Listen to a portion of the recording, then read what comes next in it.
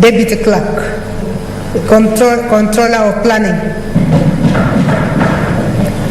Mr. Keti Kwalira, Protocol Officer. Mr. Sunge Kalumo, Personal Assistant. Honorable Senators, in our usual tradition of receiving and welcoming visitors to Parliament, I extend a warm welcome to them, and on behalf of the Senate and on my own behalf, I wish them a fruitful visit. Thank you. I will allow 3 people to join in welcoming the visitors. Senator Wambua Enoch Kiyo. Thank you, Madam Speaker, for this opportunity to join you in welcoming the visiting delegations. Madam Speaker, I want to begin by welcoming the delegation from Machakos County. Madam Speaker, knowing very well that it's our neighbors, they are neighbors to your own in-laws, Madam Speaker. And I'm delighted to know that they represent the Health and Safety Department in the county government of Machakos. Just to encourage them to take their time to learn as much as they can for purposes of transfer of best practices when they go back to the assembly. And to the visiting delegation from Malawi, a really powerful delegation, I take this opportunity on my own behalf and on behalf of the great people of Kitui County to welcome you to the Senate of the Republic of Kenya. Feel most welcome, and when you go to Kajiado, I also wish that you'll be able to transfer best practices to them and also learn from them and transfer best practices to the Parliament of Malawi. I thank you, Madam Speaker. Thank you, Commissioner. Senator Cheriot Aaron Githrui. Thank you, Madam Speaker, for giving me this chance to also join you in welcoming the visiting delegations. I take this chance, Madam Speaker, first of all to welcome the County Assembly of Machakos that is here on our study tour. Madam Speaker, I take a lot of pride in the work that we do here in Parliament, specifically our staff who year on year continue to share the experiences and knowledge of parliamentary work together with their colleagues from the county assemblies. Madam Speaker, this is a true testament, as I have said on many occasions, that as Parliament of Kenya we are blessed with the most competent of staff that you can find anywhere in terms of legislative work experience. And therefore, to the team that is visiting from Machakos, I wish them well in their tour and the things that they have come to study, that they'll go back and make Machakos County Assembly one of the best amongst our county assemblies in the country. Secondly, Madam Speaker, I want to welcome the delegation from Malawi. I had opportunity yesterday to interact with the team from the Parliamentary Service Commission of Malawi, led by Speaker Gotari. They joined us yesterday at a board meeting of the Center for Parliamentary Studies and Training. This is an institution that yourself, Madam Speaker, I'm sure you know so well, having been one of our regular facilitators for those of us who attended training there last time when you used to serve as a leading facilitator. So I'm glad to see them in good health as I continue to study many of the things that happen around the Parliament of Kenya. I'm glad because of the partnerships that we enjoy, especially with the rest of East African countries and the region at large, between Center for Parliamentary Studies and Training and those parliaments, Madam Speaker. Indeed, this is a confirmation that this institution, as we continue to nurture and invest in it the way we are doing as Parliament of Kenya, we shall continue to pass on and share, exchange knowledge and wisdom as members of the various parliaments of Africa. So I welcome this delegation. I wish them well as they travel to Kajiado and the things that they shall be doing in the remainder of their study. Very much welcome members from Malawi. Thank you. Thank you, Commissioner. Senator Makori Beatrice Kwamboka. Thank you, Madam Speaker. Let me join my colleagues in welcoming the delegations which are here. The County Assembly of Machakos staff, welcome. Since you've come to benchmark during this COVID-19 season, you'll know how we work. You see in our chambers the way we are sitting there is social distance. So I wish you well when you are coming here, and you're most welcome. And to the Malawi Parliamentary Service Commission, feel welcome. During your trainings, we wish you well, and when you are going to Kajiado County, greet them for us. Since they are here, they are part of us, and when you go home, take our greetings to them. Welcome. Thank you, Senator. Senator Kimani Wamatangi Paul.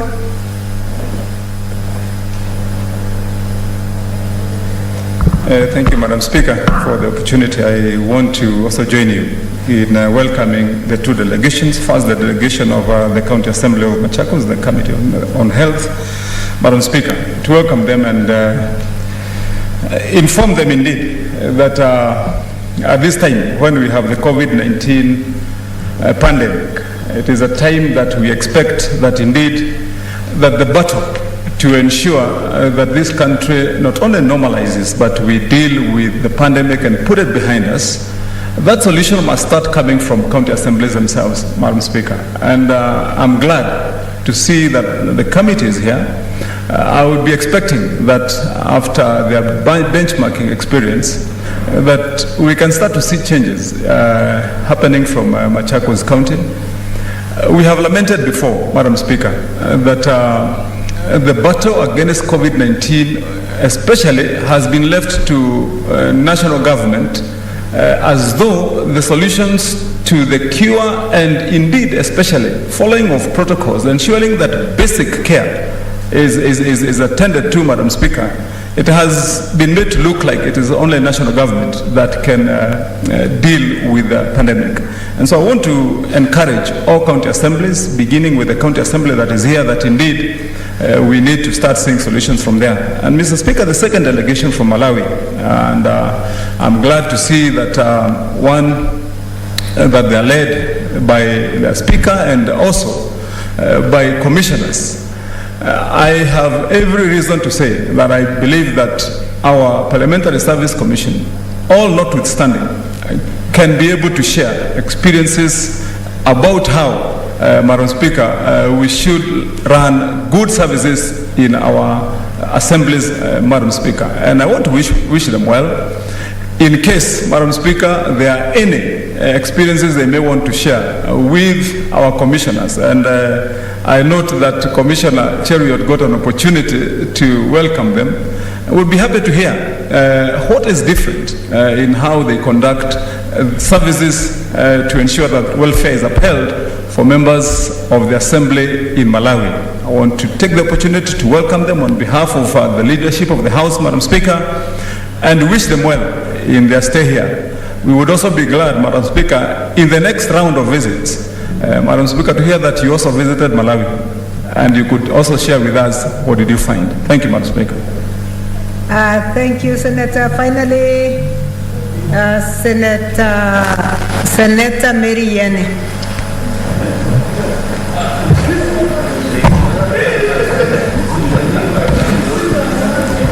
Madam Speaker, I want to join you and the rest of the House to welcome the two delegations, one from Machakos, which is my neighboring county, to this House, and wish them all the best as they learn.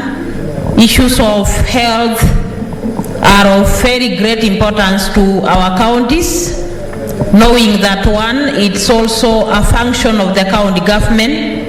So if they can help us through the Committee of Health to be able to strengthen policies in our counties to help them improve the health status of our counties, citizens, that will be of great importance to the country. I also want to join you in welcoming the delegation from Malawi. And now that they are heading to our county, Kajiado, I want to welcome them in advance. I know they will be able to learn quite a lot. And I'm also happy that they are led by one Madam Speaker for that matter. So I want to congratulate them that they were able to elect one of our own, a female speaker for that matter. And I wish them the best as they stay in the country. And I want to welcome them to Kajiado on behalf of the Kajiado County government.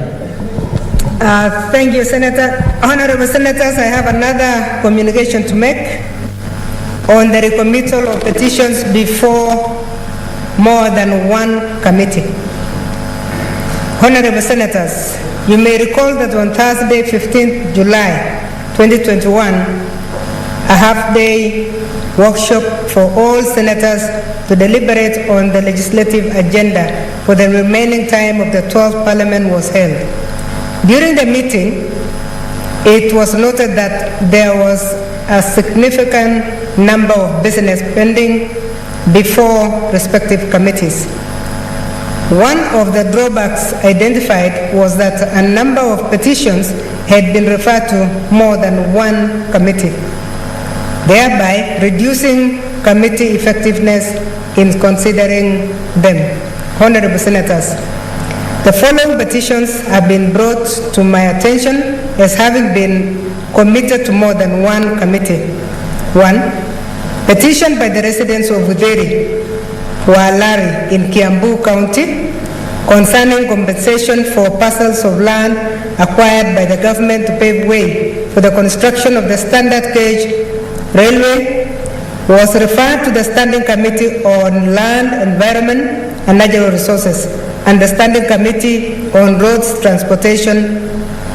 That was done on 30th May 2018.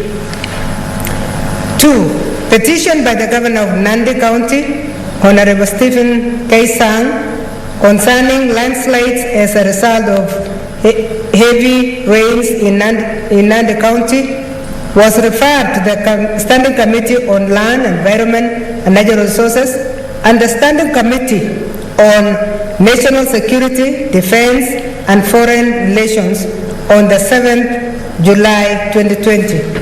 And the third one is a petition by Mr. Kimutai Arap Chelule and residents of Kericho County concerning Moroni land LR number 3977 and 3978 in Kericho County, which was referred to the Standing Committee on Land, Environment and Natural Resources and the Standing Committee on Justice, Legal Affairs and Human Rights.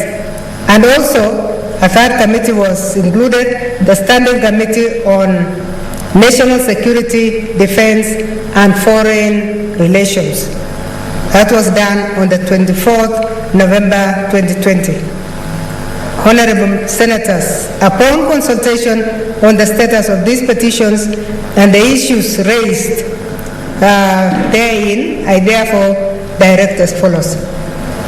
1.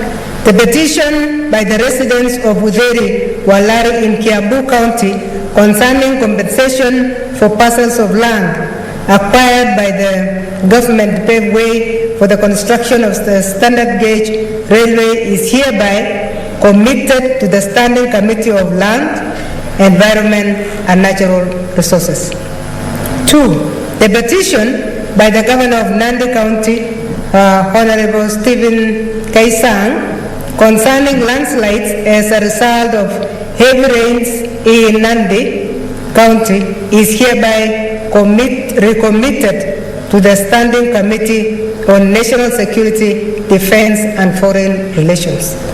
3. The petition by Mr. Kimutai Arap Chelule and residents of Kericho County concerning Moroni land LR number 3977 and 3978 in Kericho County is hereby recommitted to the Standing Committee on Justice, Legal Affairs and Human Rights. Considering that the timeline stipulated in the standing orders has already been exhausted, I therefore direct that the respective standing committees do expedite the said petitions and table reports within the next 30 days. I thank you, Senators. Next order. Order number 3, messages. Order number 4, petitions. Order number 5, papers.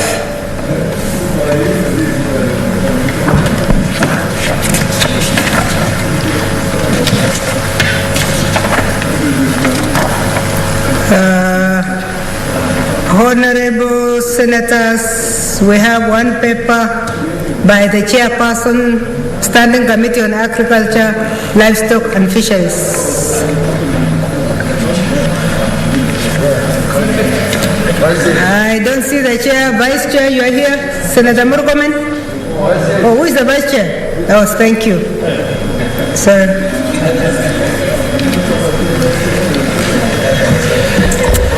Thank you, Senator. Madam Speaker, for your record, your student is the Vice Chair of Agriculture. Thank you. So, Madam Speaker, I beg to lay the following paper on the table of the Senate.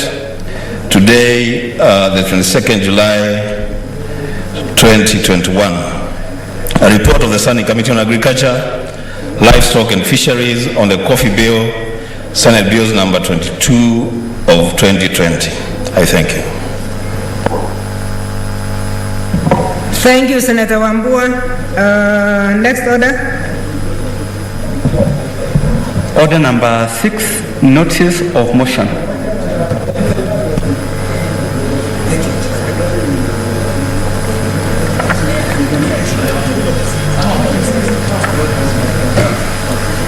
Notices of motion.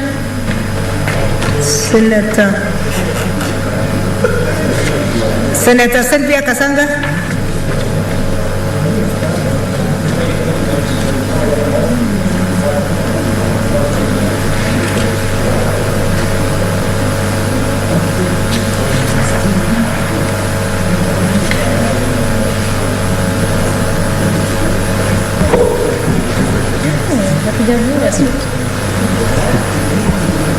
Thank you, Madam Speaker. I beg to give notice of motion that aware that according to the World Health Organization, globally 10% of pregnant women and 13% of women who have just given birth experience a mental condition referred to as perinatal depression, which is higher in developing countries with 15.6% during pregnancy and 19.8% after childbirth. Further aware that women who go through stillbirth and those who lose their children during the delivery are taken to the general maternity ward where other mothers with healthy babies are recovering, causing them mental anguish and adversely impacting their mental health. Noting that integrating mental health care into primary health care settings requires training in psychiatric care and providing consulting support to primary providers, considering that there are not enough mental health care providers to meet the current and growing need for mental health services, appreciating that the Health Act under Section 61B provides that every person has a right to reproductive health care, which includes the right to access to appropriate healthcare services that will enable mothers go safely through pregnancy, childbirth, and postpartum period, which should include the integration of mental health to perinatal care as recommended by the National Mental Health Task Force in its Mental Health and Well-being Towards Happiness and National Prosperity Report. Now, therefore, the Senate urges the Ministry of Health, in collaboration with the Council of Governors, to ensure that all county maternal health services allocate a separate ward for recovery for mothers who have gone through stillbirth and those who have lost their babies during delivery. Secondly is facilitate continuous mental health training and provision of counseling support in the perinatal wards for all primary care providers in all counties. And third, establish counseling services to all county health facilities, providing counseling therapy to mothers who lose their children through a miscarriage, during delivery, or through stillbirth. Thank you, Madam Speaker. Thank you, Senator Kasanga. Honorable members, please console in low tones as we go to the next order. And please, members, we are going to vote today, so don't go far. Thank you. Order number 7, statements. Statements. Honorable Senator, statements pursuant to Standing Order 48-1, Senator Samson Cherarkey. I don't see, is he online? Senator Cherarkey, is he online? And we wait for Senator Cherarkey. We have the second statement by Senator Dr. Michael Mbito. Senator Mbito, is he online?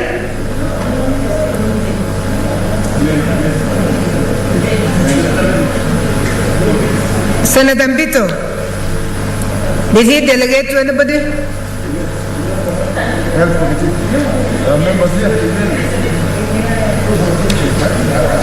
This is 48-1, which is his own personal statement.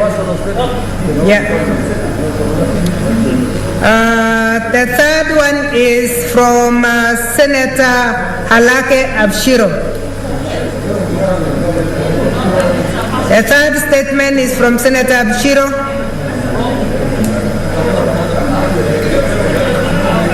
Honorable Senators, while we will defer the three for now, and there's a statement under 52-1 from the Senate Majority Leader.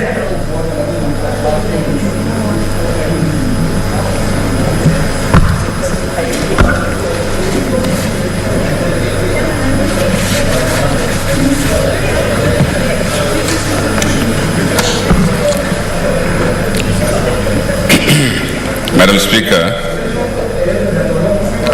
Speaker, if you can protect us from the members who are consulting very, very loudly. Honorable Senators, please consult in low tones because the leader is making a very important communication. Madam Speaker, let me also begin by congratulating Senator Olekina. I've seen him today dressed like a senator. And Madam Speaker, I haven't even finished talking, Madam Speaker. As a point of order from Senator Olekina, initially you had requested to speak, so I thought you wanted to Madam Speaker, congratulate also. Madam Speaker, I don't mind being congratulated, but the majority leader is just jealous because I look good in anything, in my traditional clothes, in a suit, and I bet you even naked I look good. So, Madam Speaker, when he said that I look like a senator, it begs the question, he's actually challenging your position because you ruled. I'm on a point of order. He ruled, Mr. Speaker, or Madam Speaker ruled that I was properly dressed in any form, you know? So you need to rule him out of order. Thank you, Madam Speaker. Thank you. Senator Murgomen. Madam Speaker, have you heard Senator Olekina make his even situation worse? Madam Chair, we don't have an issue, and I understand where the majority leader is coming from, because we don't have an issue with traditional dress of Senator Olekina, because that dress looks like women skirt, Madam Speaker. In most cases, we have had to warn Senator Olekina to sit properly because women are used to dressing in a particular way, Madam Chair.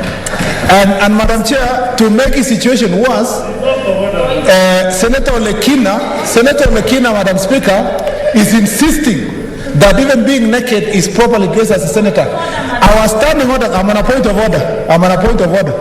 Madam Speaker, the reason why the standing orders are very clear on how a senator should dress is because there is a prescribed dress code for all senators, and the majority leader is perfectly in order to recognize the fact that today we will not struggle to ensure that Senator Olekina sits properly. No. Madam Speaker. I have not given you. Madam Speaker, I need to respond. I will give you. Okay, fair enough.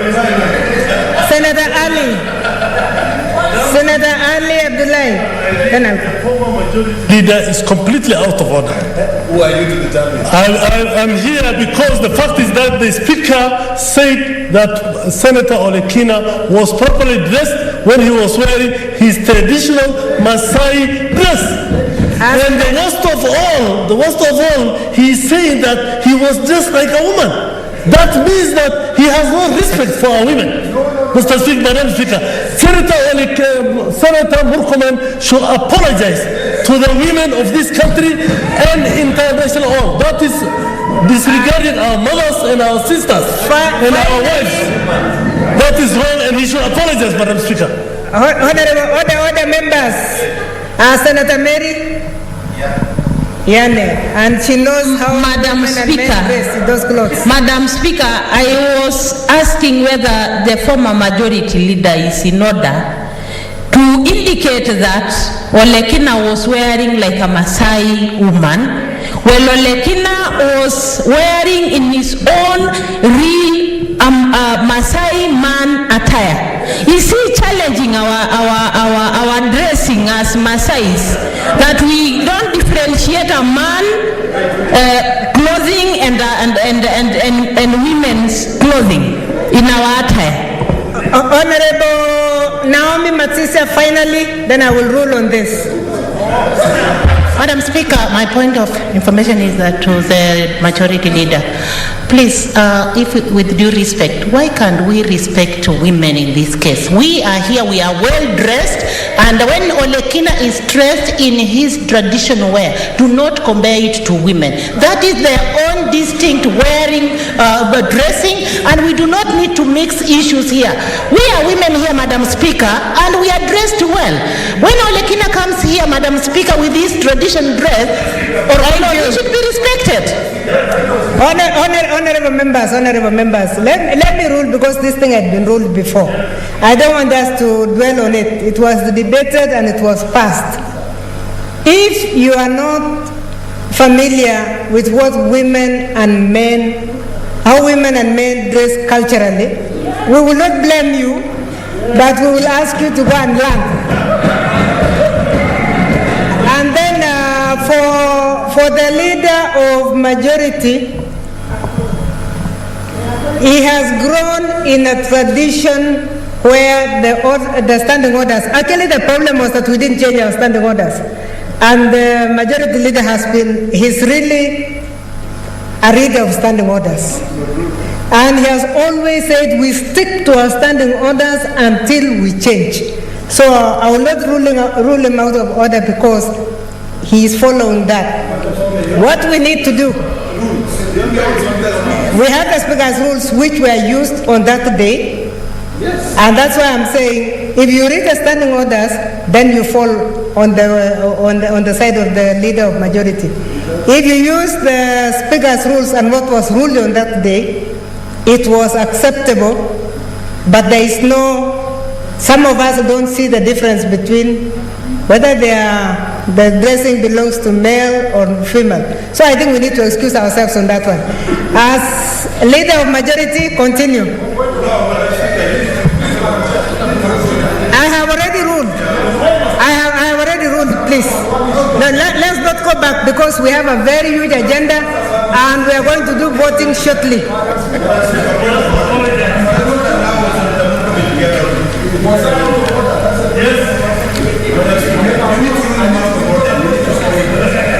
You want to withdraw and apologize? No, sorry, honorable members. Please take your seats, honorable members. Honorable members, I didn't rule Murkomen out of order for this one fact, that a number of us do not even know the cultural dressing. Yes, whether Maasai the cultural dressing of Maasai, whether it looks like women or looking like men, some of us don't know. And that's why I'm saying, but we are not going to explain in the house. I would like to recommend strongly, members, that we learn from our cultural dressings. Let's learn how people dress, so that we all know which cultures dress how. Thank you, Senator. Leader of Majority, please.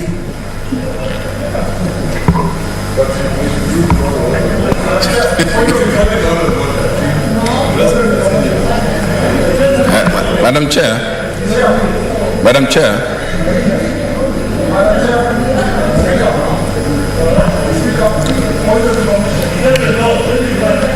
Yes, Madam Chair, I can be informed.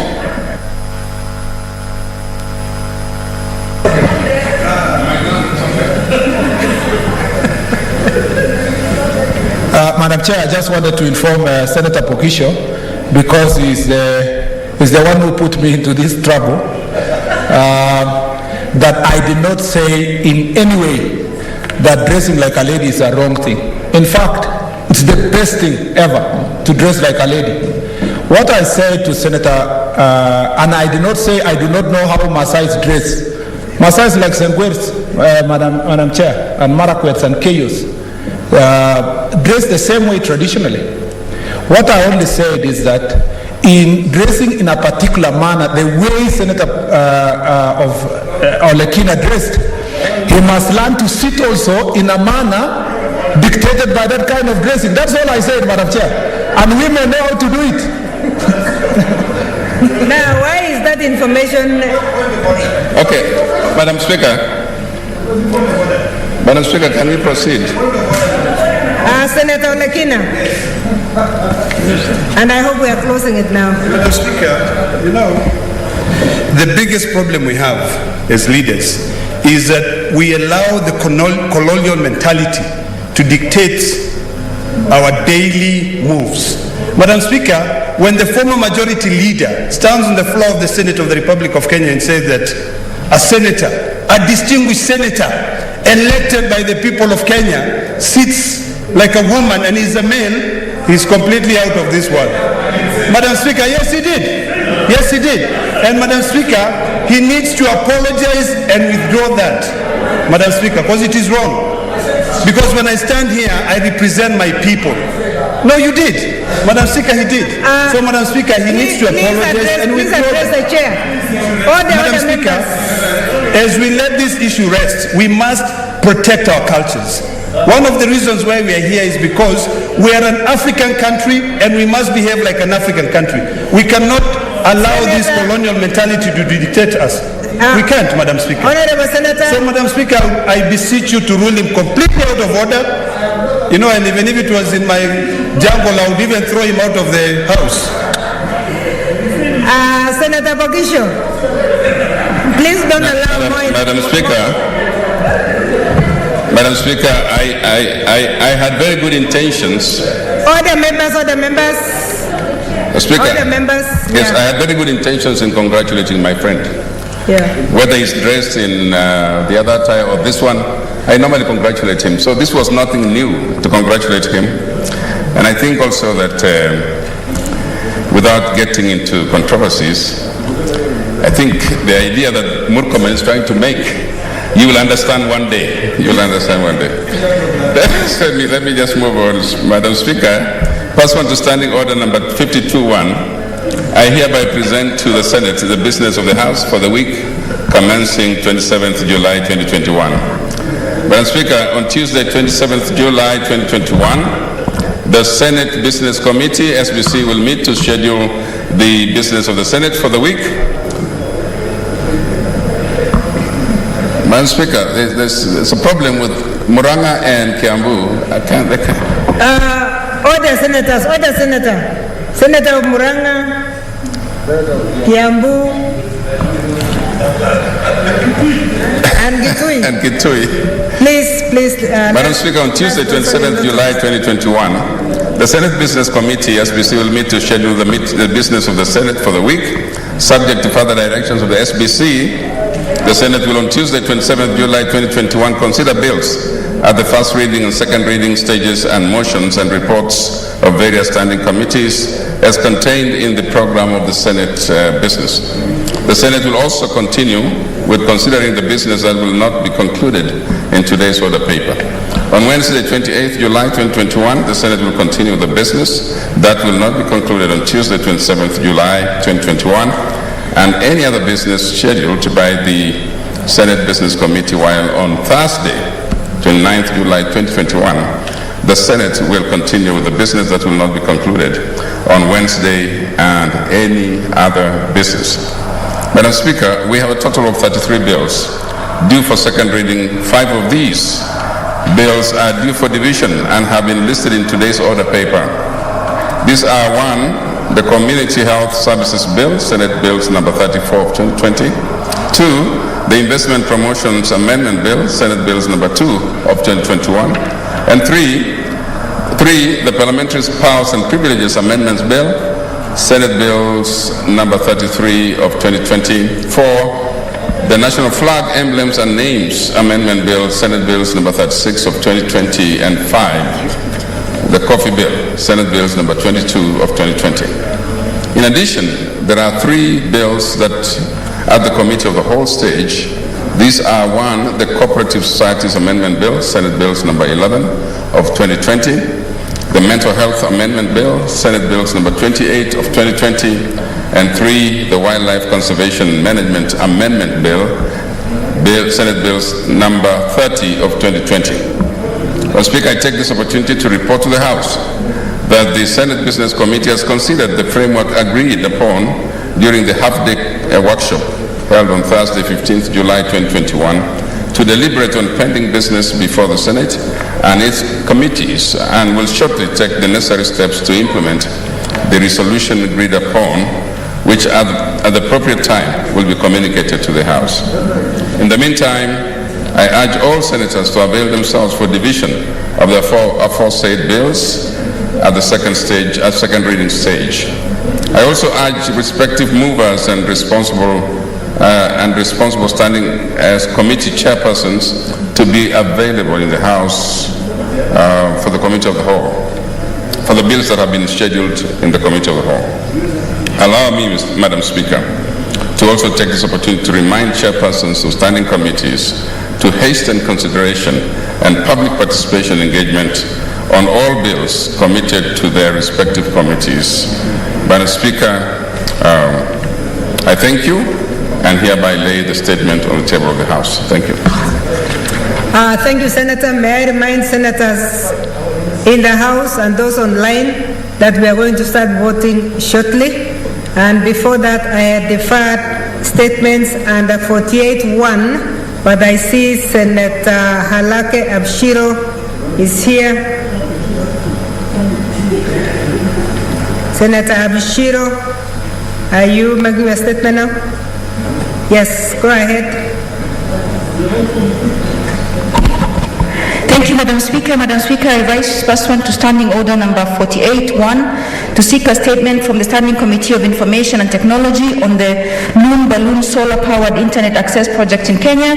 In the statement, Madam Speaker, the committee should appraise the Senate on the status and location of the 35 Loon balloons launched by Loon Technology in partnership with Telkom Kenya in July of 2020.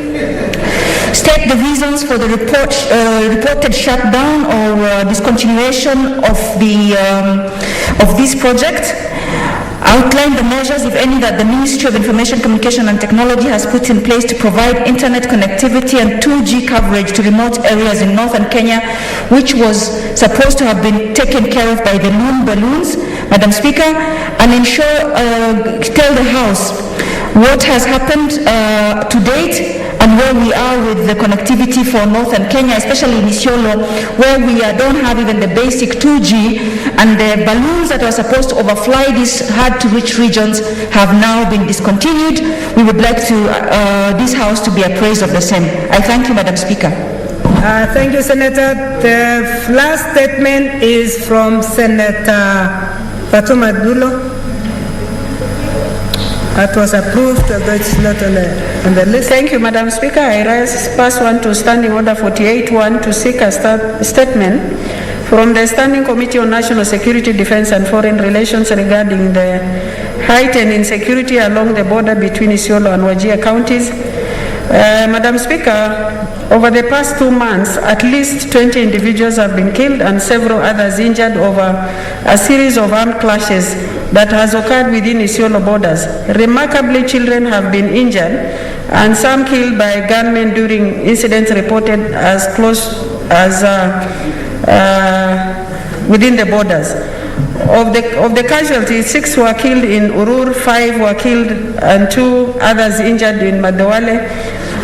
1 fatality and 1 injury was reported in Otikore and another individual was killed in Halango.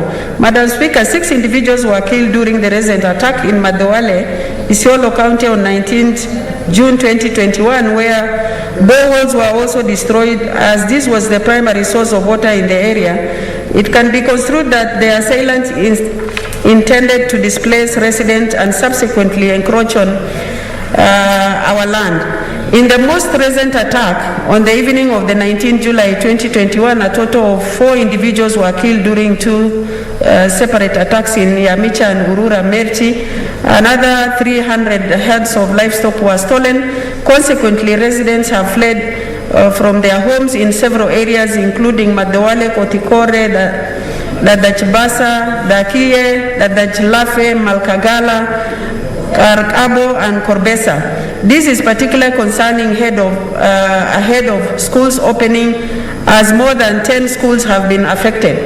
The current conflict has displaced a distinct deviation from traditional cattle rustling and instead exhibited clear signs of expansionist strategies. In light of this, we request the urgent establishment of additional police posts in the affected areas, as well as the deployment of RDU officers to affected areas, particularly Amicha, Basa, Kom, Eldera, Escort, Lososio, Dusot, Madawale, and Kamanga. Residents will also greatly benefit from the settling up of the NPR to complement security apparatus and improve access to security services. Madam Speaker, the lack of clear administrative boundaries has resulted in the dispute being prolonged over several years, claiming hundreds of lives and the loss of livelihood. In the statement, appraised the Senate on the measures the national government has put in place to respond to the current insecurity along the border between Isiolo and Wajir counties, giving clear timelines. Number 2, state whether the communities along the said borders have been involved in public participation in seeking solution to the boundary disputes. Number 3, state the reasons for the delay in resolving boundary disputes along Isiolo borders while providing the targeted interventions in strengthening security ahead of school reopening. Indicate Isiolo County's exact boundary, particularly along Isiolo prone to conflict, including those bordering Isiolo and Wajir. Finally, clarify whether Ministry of Interior and Coordination of National Government has established additional police posts in the affected areas or deployed RDU and provide NPR to complement security apparatus to affected areas of the conflict. I thank you. Thank you, Senator. That brings us to the end of the statement time. Next order.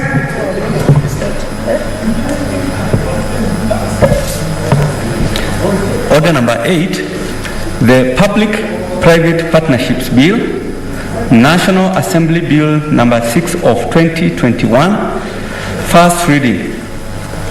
A bill for an act of parliament to provide for the participation of the private sector in the financing, construction, development, operation or maintenance of infrastructure or development projects through public-private partnerships to streamline the regulatory framework for public-private partnerships, to repeal the Public-Private Partnerships Act of 2013 and for connected purposes.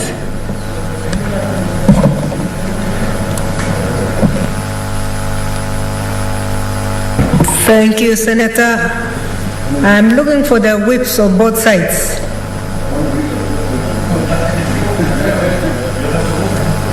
Yes. Leader of majority. Leader of majority, where's your whip?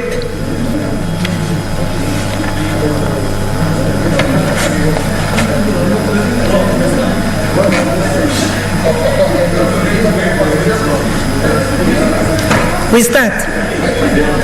Okay.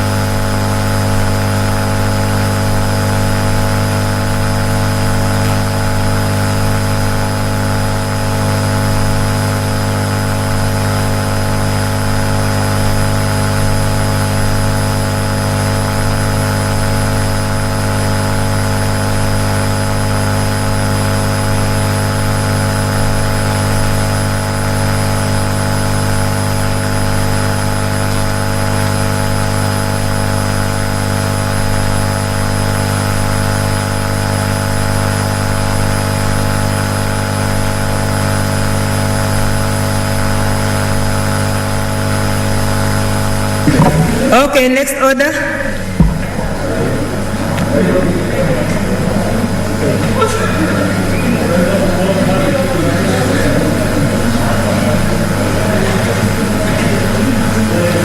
Next order, clerk. 5 bills at second reading. Perhaps we can read them together. Yeah. Then when we start voting, we'll do it. Yeah. we'll do it, but separately.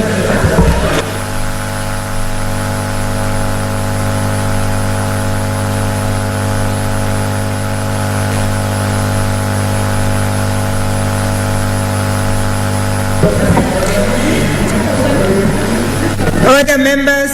Next order. Order number 9, the Community Health Services Bill, Senate Bills number 34 of 2020, second reading, division. Next order.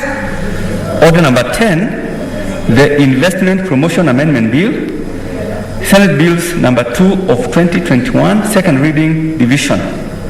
Thank you. Next order. Order number 11, the Parliamentary Powers and Privileges Amendment Bill, Senate Bills number 33 of 2020, second reading, division. Next order. Order number 12, the National Flag, Emblems and Names Amendment Bill, Senate Bills number 36 of 2020, second reading, division. Next order. Order number 13, the Coffee Bill, Senate Bills number 22 of 2020, second reading, division. Honorable Senators, you have noted that we have 5 divisions. I would like to ask the members who are online, as well as the members who are here, to please come on in the next 5 minutes after the bell, so that we vote and will vote for all of them at the same time. Can we now have the bell rung for 5 minutes?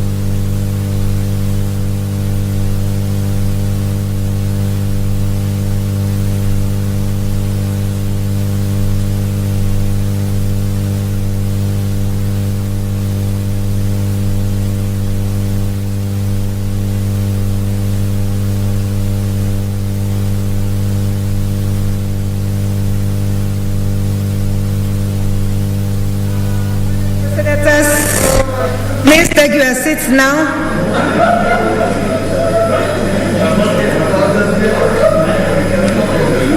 Take your seats, honorable senators.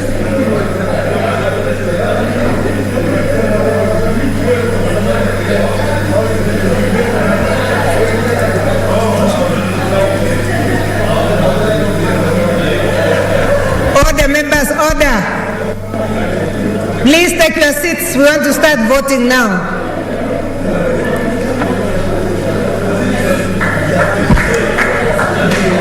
Honorable senators. Order, order, order. Order. Honorable senators, everybody take your seat. Take your seats.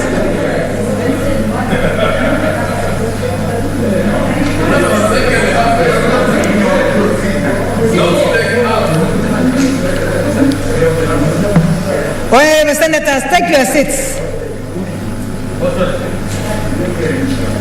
Honorable senators, we are going to start the voting, and as I said, we are going to vote for 5 bills, one after the other, and I want to request the members also who are online not to leave until we finish this. It's going to be a very short exercise if we move fast.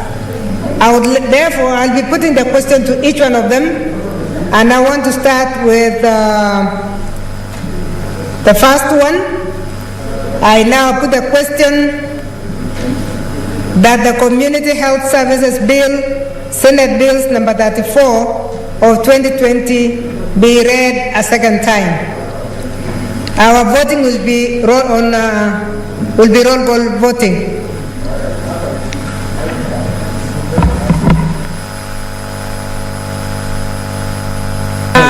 Whips, can we have tellers? Madam Speaker, we are requesting you, if you allow, that we vote 5 times. We vote? We vote, you call the orders, we vote once. Thank you. Honorable members, whips, can you identify the whips? Can you identify your tellers? Thank you, and I'm going to read all. I'm going to put a question on all 5 so that you vote 5 times. Yes, Commissioner.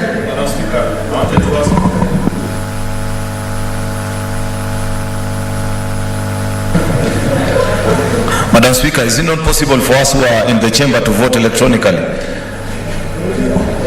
Then those online to be the ones to do the roll call vote. Because why do we invest in a system that we cannot use? Unless maybe there's a challenge with the system.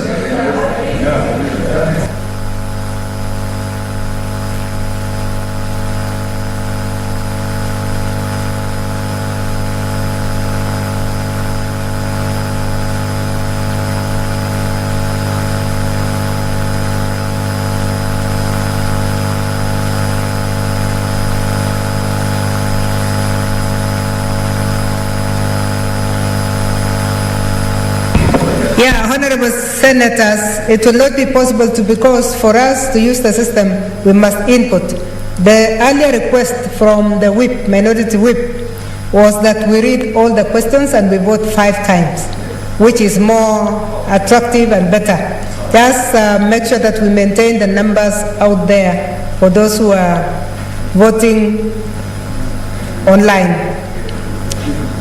So the second question I would like to put is, I now put a question that the Investment Promotion Amendment Bill, Senate Bills number 2 of 2021, be now read a second time. The third bill, I now put a question that the Parliamentary Powers and Privileges Amendment Bill, Senate Bills number 33 of 2020, be read a second time. Fourth one, I would like to put a question that the National Flag, Emblems and Names Amendment Bill, Senate Bills number 36 of 2020 be read a second time. The fifth one, I would like to put a question that the coffee bill, Senate Bills number 22 of 2020, be read a second time. We will do our voting by roll call for both those inside here and those who are outside, and we shall start right away. So you vote 5 times.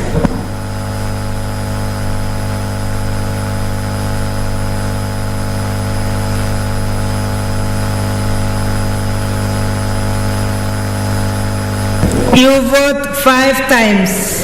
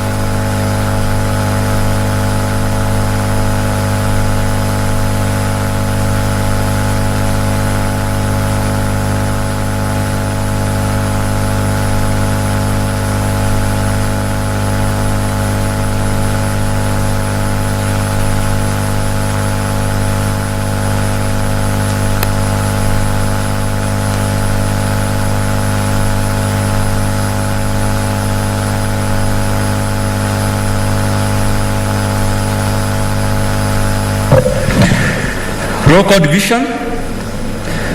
Senator Adandulo Fatuma, Isiolo County.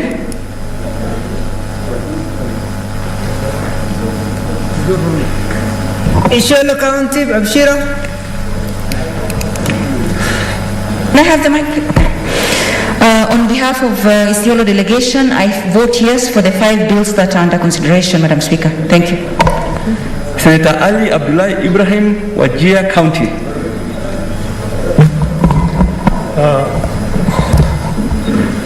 I vote yes for the 5 bills. Senator Boy Isa Juma, Kwale County.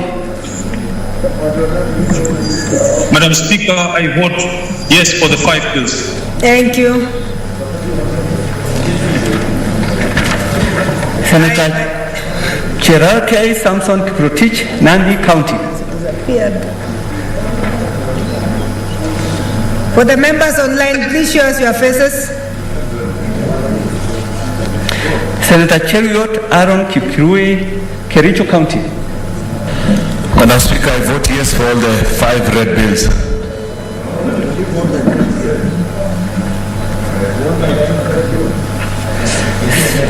Please check the system. The people online are saying they're not getting the sound clearly. Okay. Senator Haji Abdul Mohammed, Garissa County. Madam Speaker, I vote yes. Madam Speaker, I vote yes for all 5 bills. Senator Hargura Godana, Marsabit County. Madam Speaker, I vote yes for the 5 bills. Senator Imana Malaki Charles Ekal, Turkana County.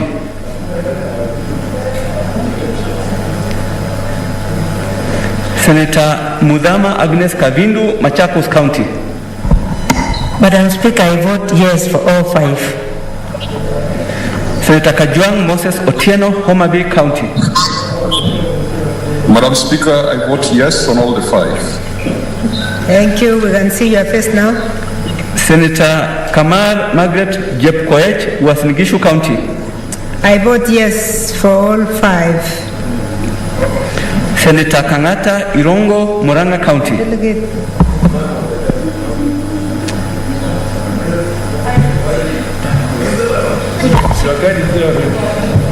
Yes for the 5 bills. Senator Haniri George, Vihiga County. Madam Speaker, I vote yes for all the 5. He's mute. You can't hear.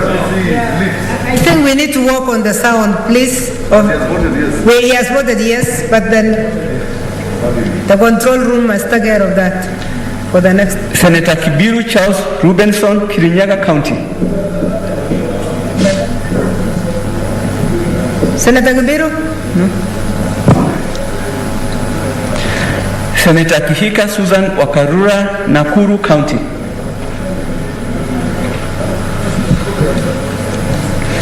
Senator Kimani Wamatangi Paul, Kiambu County.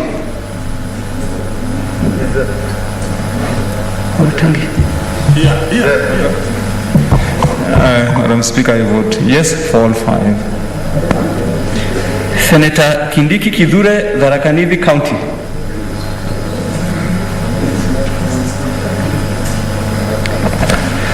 Senator Kirinyaga Ephraim Mwangi, Nyeri County.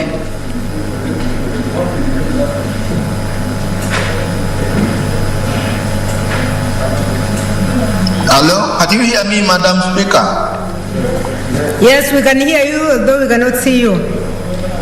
Okay, anyway, I vote yes for all the 5 bills. Okay. Senator, I think we are having a problem with the control room. Yeah, it looks, because I've been trying to come up. That is Senator Ibrahim Maina. Yes. Senator Ibrahim Maina, can you vote? Yes, Madam Speaker, I vote yes for the 5 bills. Thank you. Senator Langat Christopher Andrew, Bomet County.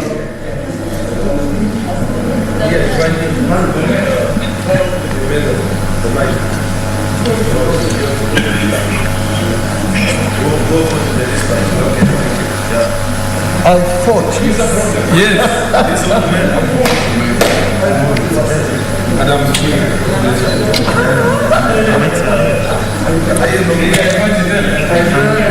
I think Madam Speaker, we have the mic. Give us a few minutes, looks like the mic is Okay. No,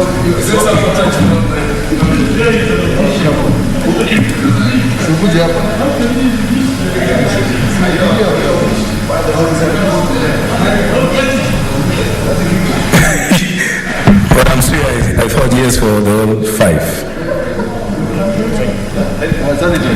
You have to correct my pronunciation. I told you.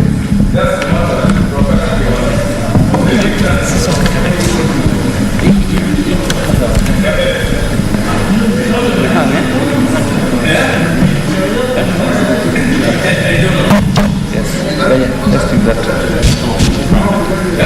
Senator Leleguel Tumbesi, Samburu County. Madam Speaker, I vote yes for the 5 bills. Senator Linturi Franklin Mivika, Meru County.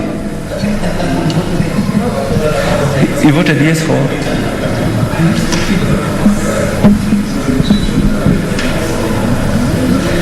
Senator Loitiptip Anwar, Lamu County. Senator Mathayo Stewart Mwachiru, Kilifi County.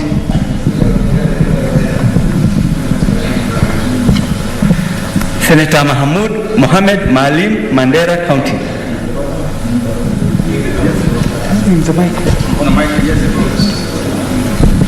Madam Speaker, I vote yes for all the 5 bills. Senator Malala Cleophas Wahungu, Kakamega County.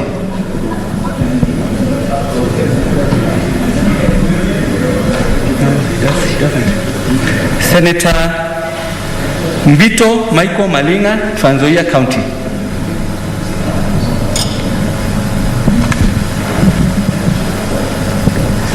Senator Mbogo George Ochilo Ayako, Migori County.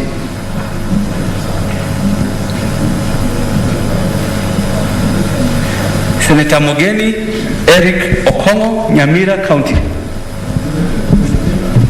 Mike.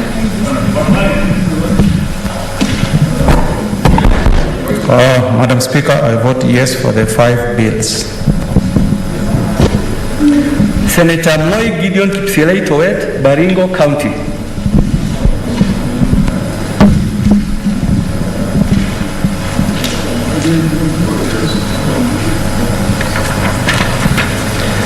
Senator Mpaei Philip Salau, Kajiado County.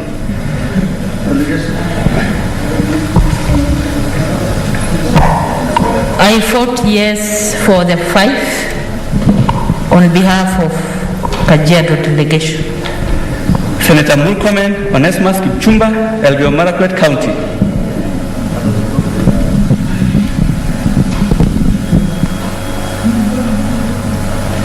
Senator Mtula Kilonzo Jr., Makueni County.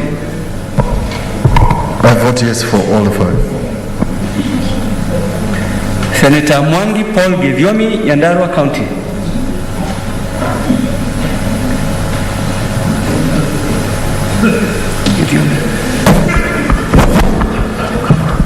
Madam Speaker, I vote yes for the 5 bills. Senator Mwaruma Jones Mashushe, Taita Taveta County.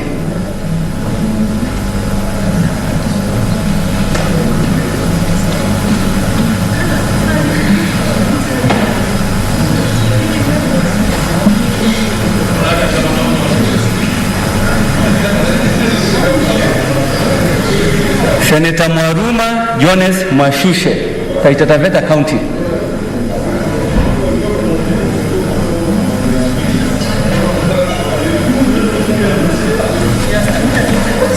Senator Marume, you are online.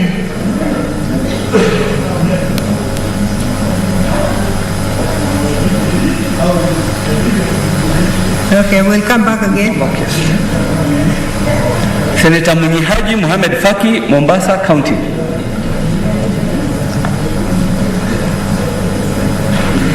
Senator Nderitu John Kinyua, Laikipia County.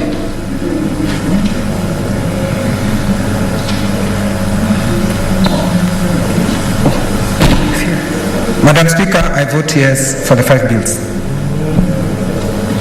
Senator Ndwiga Peter Njeru, Embu County.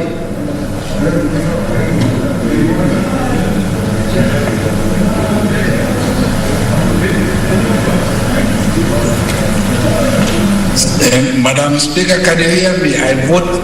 Yes, we can hear you. Can you hear me, Madam? Although we can see you, we can hear you. Yes, I vote yes for the 5. Thank you. Senator Olekina Ledama, Narok County. Madam Speaker, I vote yes for all the 5 bills. Senator Ongeri Samson Kegengo, Kisii County.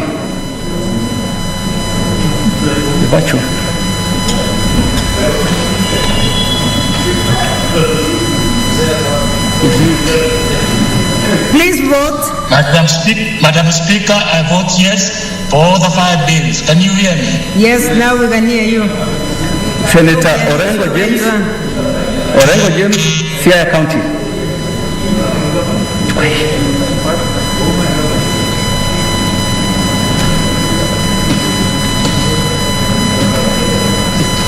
Mike is not working.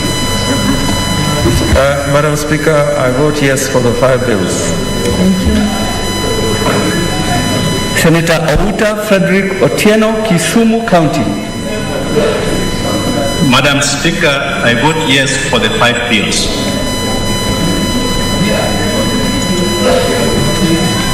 Senator Pogisio Samuel Osuron, West Pokot County. Madam Speaker, I vote yes for all 5 bills. Senator Sakaja Johnson Ada, Nairobi County.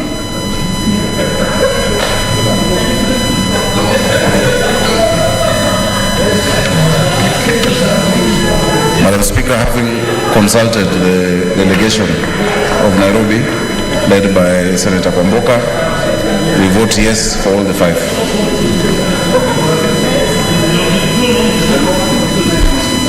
Senator Wako Sitwila Amos, Busia County.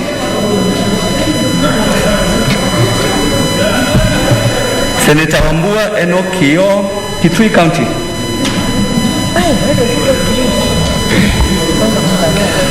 Madam Speaker, I vote yes for all the 5 bills. Senator Wario Golich Juma, Tana River County.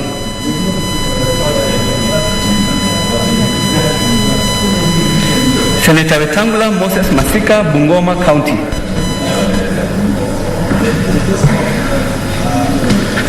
So Karibia, one more time.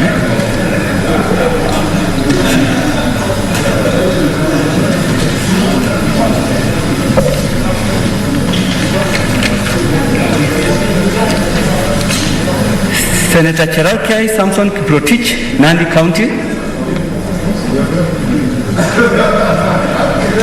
Senator Imana Malaki Charles Ekal, Turkana County. Senator Kibiru Charles Rubenson, Kirinyaga County. Senator Kihika Susan Wakarura, Nakuru County.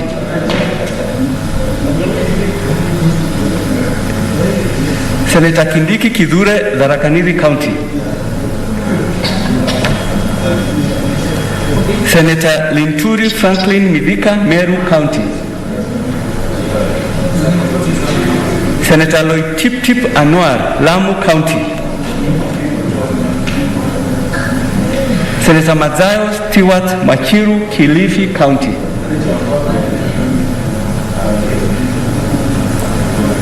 Senator Malala Cleophas Wahungu, Kakamega County. Senator Mbito Michael Malinga, Trans Nzoia County.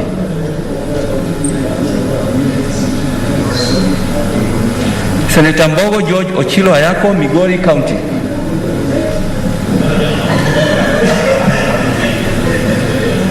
Senator Moi Gideon Kipsielei, Baringo County. Who is on? I vote yes. Thank you. On all. On all 5? Senator Moi, vote yes for all the 5. For all the 5? Yes, for all the 5. Okay, thank you.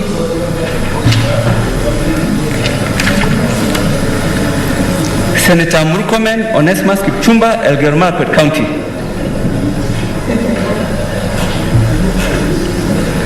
Senator Maruma Jones Mwashushe, Taita Taveta County.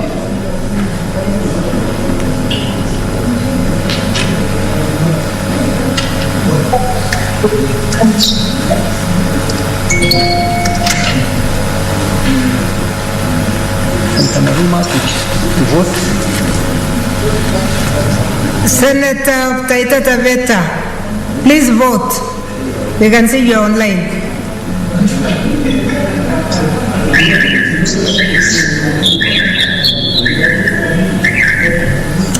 Yeah, the system is messing. Please try again.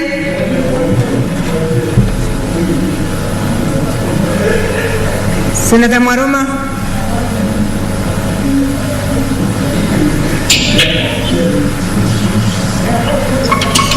You can't see. Oh, it's not on. They can't, yeah. Senator Wilson here quickly. Okay. Senator Haji Mohamed Faki, Mombasa County. Madam Speaker, I vote yes for the 5 bills. Thank you. Now we can see your face. We are good. Hello? Thank you. We have seen you, Senator Mwinyi.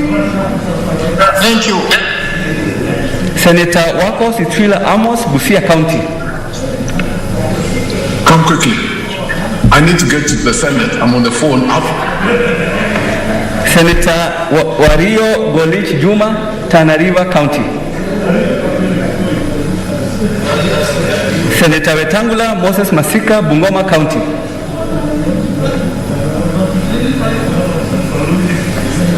Sorry? He's waiting. Senator Mwaruma Jones Mwashushe, Taita Taveta County.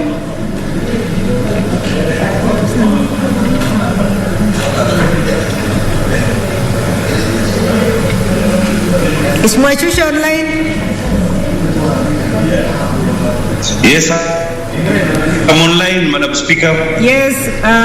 Can I vote? Mwashushe, please vote. Although we are seeing the picture of... Madam Speaker, I vote yes for the 5. Okay. Thank you. Yes, now there you are. I vote yes for the 5. Now yes. We have seen you. Thank you. Thank you, Madam Speaker. Thank you, Madam Speaker.